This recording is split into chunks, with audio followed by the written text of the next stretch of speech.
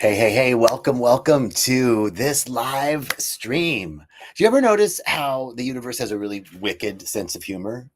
Like you set the intention for like peace and flow for the day, and then the rest of the day feels less like a spiritual journey and more like a dumpster fire, right?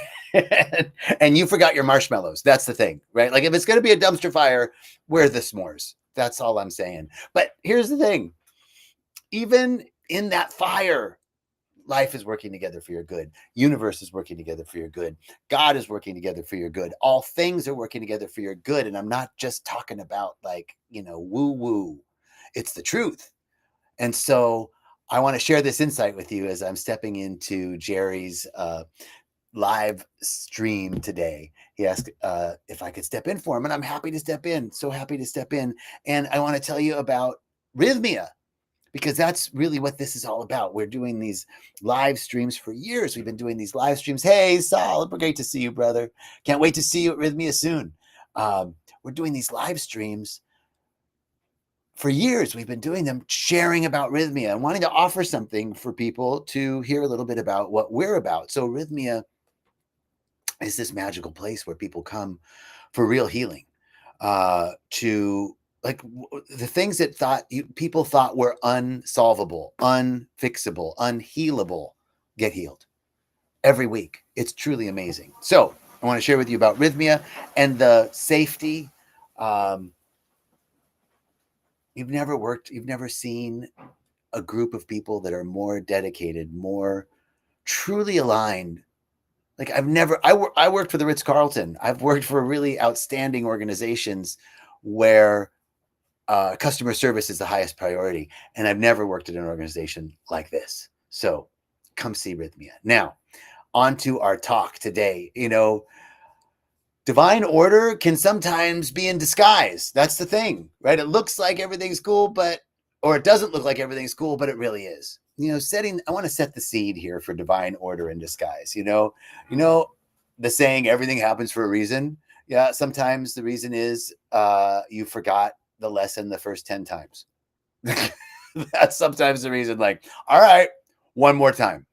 But really, life's messiest moments end up being the water for our garden. Really, that's what I've seen in my life. Whether it's cracked pots or bear spray or stolen cars, something good emerges out of what appears to be bad.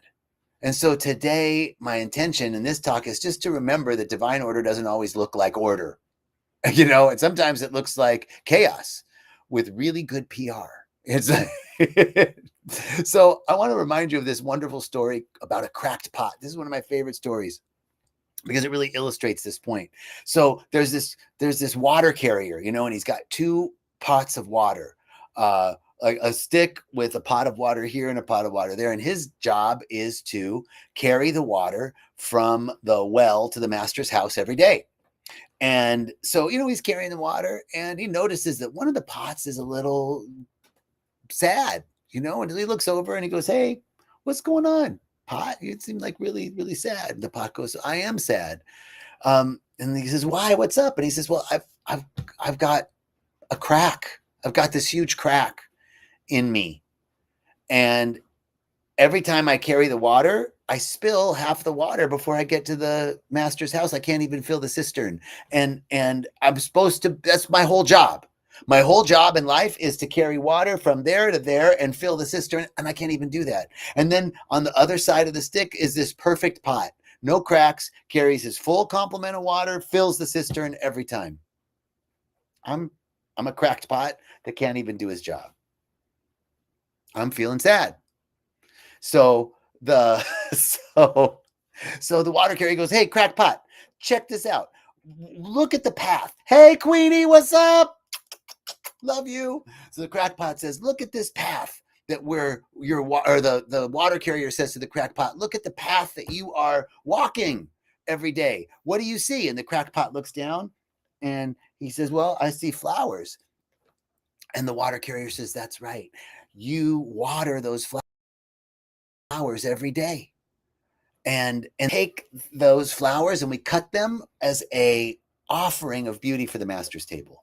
So I love that story because our flaws that we think are our biggest faults, the big cracks in our being, are actually the way we serve. Everything really is working together for good. That cracked pot thought he wasn't fulfilling his life's purpose because he couldn't fill the cistern, but his flaw was serving another aspect of the great plan of love. We don't know sometimes how our faults, our flaws, our perceived cracks. Yeah, baby, come on, Queenie, come on up with me. How our perceived cracks are actually the way that we serve the great plan of love. That's a crack. I'm a crackpot too. Who's a crackpot out there? That's what I'm saying. Okay, so that's the first story of this idea of our cracks in our story aren't our failures, but they're proof that we've been watering something beautiful all along. Everything serves. Everything is working together for good. Second story I want to tell you is my story about going to Glacier. I'm going to just tell the big release about it because I'll get to this part, but here's the climax of the story is I spray bear spray in my face. Okay, now let's get to the story. So I'm on this hike, epic hike, for a month, the whole month of September. I'm hiking through Utah, Montana, and Wyoming. Just crazy, beautiful. And you need bear spray when you go into the Tetons or Yellowstone or Glacier. It's a good idea to have bear spray. So I have this can of bear spray. It looks like a mini little fire extinguisher, and it has a pin in it, so that you can't just spray the bear spray randomly because it's like super, super duper heavy powered pepper spray, like 50 times stronger. I don't know how much it is, but it's really strong pepper spray. So I got the bear spray. It's in my backpack. I got, my water bottle on one side and the bear spray on the other in my backpack. And it's in the back seat of the car. I haven't touched the bear spray. I've been hiking for now 2 weeks. I haven't touched the bear spray. I haven't needed it, but it's just been there. I haven't touched it. And my friend and I are driving into Glacier National Park, and we're going to go on this epic drive up to and hike all through going to the Sun Road. And so we're getting into the park, and it's smoky, like really, really smoky. Like there were fires all around, not in the park, but all around. And so it was just so smoky that you could barely see the valleys. You could barely see the mountains. It was really disappointing because I'd been to Glacier before and I know how beautiful it is. So what was the first thing? Then, I'm working on this book called Unbecoming. I'm turning my TED Talk into a book, and I'm working on this process. It's a process that I've been working with for years with people, and I'm writing about it. And I'm with one of my dearest, oldest friends. We're going into Glacier, and she and I get in a little kerfluffle over the GPS. Like 30 seconds, we were like, wow, wow. And then we were like, oh my God, I'm so sorry. We got a little defensive. And my friend goes, yeah, I was defensive too. And I said, well, defensiveness is like a sign of a deeper core wounding. And my friend was like, John, I've done a lot of work. Thank you. We've known each other for years. I'm not defensive in life. I'm just tired right now. And I'm good.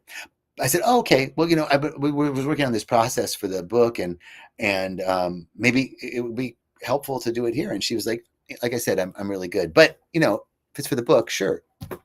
So I start to do the process with her: observe, feel, ask, heal. We go through the process, and she uncovers this trauma that actually she had suppressed for years, didn't want to think about it. And here it gets ripped open through this process. And now we're going into this park that's full of smoke. And now my best friend is mad at me because she's like, I didn't want to deal with this. I wanted a vacation, and this isn't vacation. And she's mad. She's mad at me. She's like, how dare you? And the trauma is resurfacing, and she's experiencing the pain of the trauma, and it's coming up, right? It's coming to go. That's one of our principles at Rythmia. And so here we are. We're going up into the park, and the higher we go up, the angrier she gets, the more this emotion is coming, the smokier it gets, And I'm thinking to myself, well, this isn't the experience that I wanted in Glacier, But I'm thinking all things are working together for my good. Everything's working together for my good. Now, I don't want to bypass. I don't want to be like, this is great, No, it wasn't great. It was hard because it was smoky. I couldn't see these beautiful vistas. And these were the times that I was in Glacier. I didn't have, I'm not there all the time. And then my friend is mad at me and I'm just like, "Ugh." But I'm at the same time, I'm going, okay, what's here for me? How is this happening? It is seeking to emerge. I know it. I know this. And I also was really working on connecting with the mountains. I wanted to connect with the spirit of the mountains and hear the language of the mountains, hear the language of the land, you know? And so I'm like, okay, what's the message here? How is this happening for me? And I wasn't denying that I would have preferred a different experience. I think that's the other part when we're in these experiences. It's important not to be like, everything's fine, because that's a lie. It's like, wow, I would really prefer it was other than this. And this is the way it is. So what am I going to do? I'm going to deal with this. There's nothing else you can do. My friend was pissed and she's like, I didn't want to deal with this. And I was like, well, quite frankly, neither did I, but here we are. So we got to deal with it. Like it's what's so. We just have to actually be present to what is so without resisting it. Now, I would prefer a different experience, and this is my experience. How is this happening for me? So and when we get to the summit, now we're driving up. Every time we stop, right? We go to a stop and do a little hike or something like that. She goes one way, I go the other way. She's not talking to me. And so I'm like, okay, my best friend's kind of pissed at me right now. And I'm in this beautiful spot and I can't see anything. And all right. So we get up to the summit and we're going to do this little out and back hike and have lunch. And I go to reach in the back seat for my backpack, so that I can put the sandwiches and stuff in the backpack and carry them for our lunch. And as I reach in the back seat and pull up my backpack, somehow the pin had gotten removed from the bear spray, and it released. The bear spray really gets caught on the seat or something, and bear spray in my face. So now my best friend's mad at me. It's all smoky. It doesn't matter that it's smoky because I can't see anything now. Bear spray, And so that was the beginning of Glacier. It looks like a dumpster fire, right? But our resistance to what's happening can actually keep us from experiencing what is actually happening. And I didn't know what was happening. I didn't know the benefit of it, but the truth was I knew something good was happening. I knew that this was happening for me. I knew that something wonderful is happening. Let me see it. That's my favorite prayer. I can't see how this is good, but I know it is. Let me see it. That's my favorite. That's one of Reverend Michael's prayers that I just love. Let me see it. Let me see the good. Let me see it. Let me see it. I know it's here. I know it's here. What came to me was amazing insights from the mountains. They're talking to me and they're telling me like, this smoke is nothing. You're here for a day or a week or a year or 20 years or 30 years or 50 years. That's nothing to us. We're mountains. We've been here for 60 million years. That's when we popped up, but we were here for another 300 million years before you. So, boo. Like I got to feel the longevity of the mountains. I got to hear. And one of the things I asked the mountains, I was like, I want to hear your song. And as I'm walking through this hike, this gorgeous alpine splendor, right? The mountain says to me, I'm like, I want to hear your song. I want to hear your voice. I want to understand you. And the mountain goes, you are walking in my song, boo. Look around you. This is my language. This is the waterfalls, the bears, the moose, the elk, the trees, the mountains. That's my language. That's my song. You're in it. You're in it. Okay. And none of that would have come if I was just in like, this fucking sucks. It's smoking my best friend and a bear spray went off. And right. Okay. So, okay. You all down for one more story? I got one more story about the time my car was stolen in Costa Rica. So, this is another, like, I know something good is happening. Yes, Queenie. I love you, Queenie. We got to connect, girl. I know something good is happening, right? In the midst of whatever, the dumpster fire is burning. You don't got your marshmallows or your s'mores, but you're stuck. Okay, what do? It's like, good is happening. Let me see it. Good is happening. Let me see it. So here's another example of everything, something that appears to be bad is actually good. It's always that way. So I I was, for the first few years, I was going back and forth from LA to Costa Rica, like 50-50. Then it was like 60-40. Then it was like 70-30. And then COVID hit and I just stayed down here. And by the time restrictions were up and you could fly back, I was like, why am I keeping an apartment in LA? You know, like I lived in Marina Del Rey. It was really cool, beautiful part of LA. But I was like, I could just move down here and pop up to LA. So I decided to move. So I went back up. This is 2021, like April 2021. And I go back up to LA to close up my apartment and, you know, all that stuff and move down to Costa Rica. And while I'm up there, my friend calls and says, your car was stolen. I had this Montero, Mitsubishi Montero 4x4. And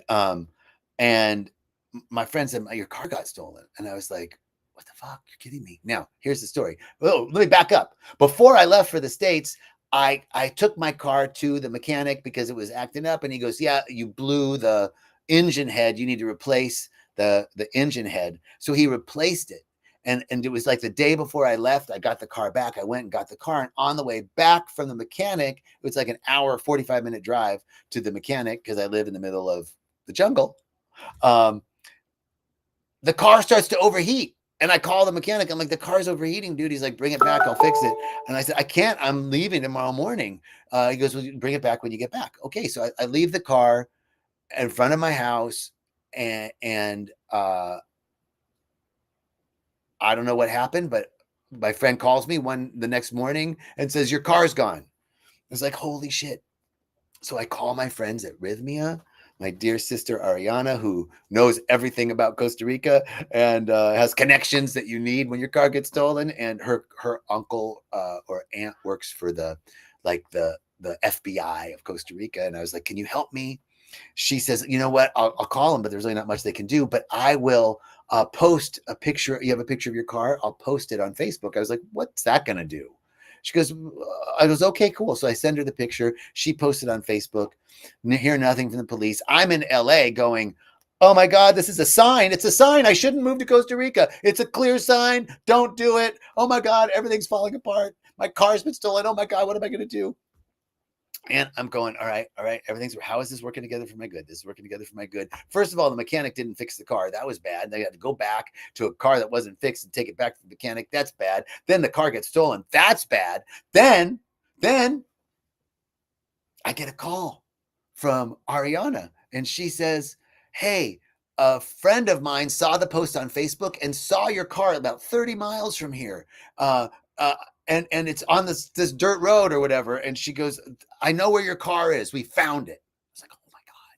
So she calls her, the FBI people, and she gets there before the FBI people. And the car, here's the thing. The car had overheated on the way from the mechanic. So when the thieves got the car, they went and drove until it overheated. It overheated on them. So they had to abandon the car, right? So now it's a good thing. It's a good thing that the mechanic didn't fix the car. Nobody gets their car back when it's stolen. But if your mechanic didn't fix it right the first time, it's a little car insurance. So we're not subject to the circumstances, right?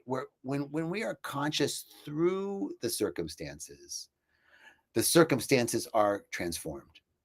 When we know that everything really, really, really, really, really, really, really, really, really, really, really, really is working together for our good. When things that appear to be bad are actually good. Look in your own life where you have seen this time and time again. Something happened to you and you thought, this sucks. I don't ever want to experience this again. You might not want to experience it again, but on the other side of it, you're a different person. On the other side of it, something transformed for you. This is really, the idea is that nothing is wasted. Even the cracks have a purpose. We have dominion over our perception when we choose the meaning. We have dominion over our perception when we choose the meaning. Give me eyes to see and ears to hear. Behold, I shall do a new thing.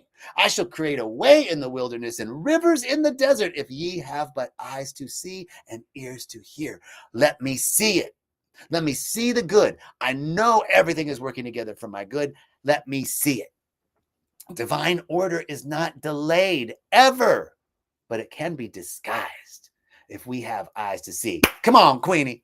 That's what I'm talking about. So I'm going to bring it all home. When life looks messy, it may look messy to you right now. Congratulations, you're probably right on schedule. If shit is falling apart, the dumpster is burning, and it looks like everything's going to hell in a handbasket, congratulations, you're on time. Something wonderful is happening. Trust it. Trust it. Look for it, and it will emerge in your experience. Thank you all so much. You're in Chile, Queenie? Well, shit, come on up. Come on up to Costa Rica, where it's not chilly. All right. I love you all so much. Have a beautiful, beautiful day. Many blessings, richest blessings. And I'll see you on Thursday. Blessings.